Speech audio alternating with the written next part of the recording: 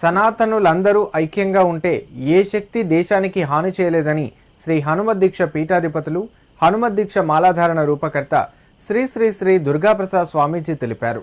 ప్రతి గ్రామం నుండి సనాతన ధర్మాన్ని రక్షించాలని పేర్కొన్నారు. సిద్దిపేట జిల్లా నంగునూరు మండలం నర్మెట గ్రామంలోని ఆర్ఎస్ఎస్ ఆధ్వర్యంలో హిందూ సమ్మేళనం నంగునూరు ఉపమండలం కార్యక్రమాన్ని నిర్వహించారు. కార్యక్రమానికి ముఖ్య అతిథిగా పీఠాధిపతులు శ్రీ శ్రీ శ్రీ దుర్గాప్రసాద్ స్వామీజీ హాజరయ్యారు. ఈ సందర్భంగా మాట్లాడారు. స్త్రీ సంరక్షణ, గో సంరక్షణ, దేవాలయ సంరక్షణకు ప్రతి ఒక్కరూ పాటుపడాలన్నారు. హిందూ ధర్మం చాలా పవిత్రమైందని అన్నారు.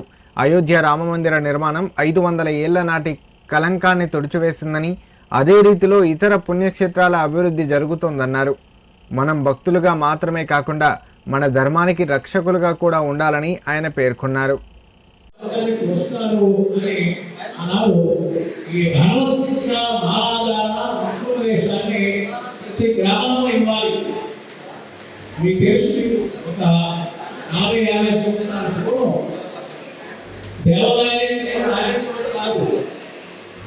మంత్రాన్ని ఇవ్వడానికి చాలా కష్టం అన్నమాట. మరి అలాంటి రోజుల్లో ఈరోజు గ్రామాల్లో హనుమత్ దీక్ష మాలాధారణ ద్వారా అడవి ప్రాంతాల్లో కూడా జాగ్రత్త అయిపోయారు. కాబట్టి ఈ నర్మడ ప్రాంతంలో ఉండే ప్రజలకి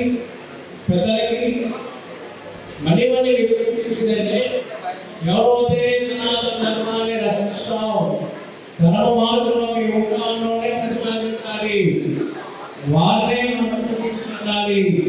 మనకు పార్టీలతో సంబంధం లేదు, కులాలతో సంబంధం లేదు, సనాతన ధర్మానికి సంబంధించినటువంటి ప్రతినిధులనే మనం తీసుకోవాలి అనే ఒక ఆలోచన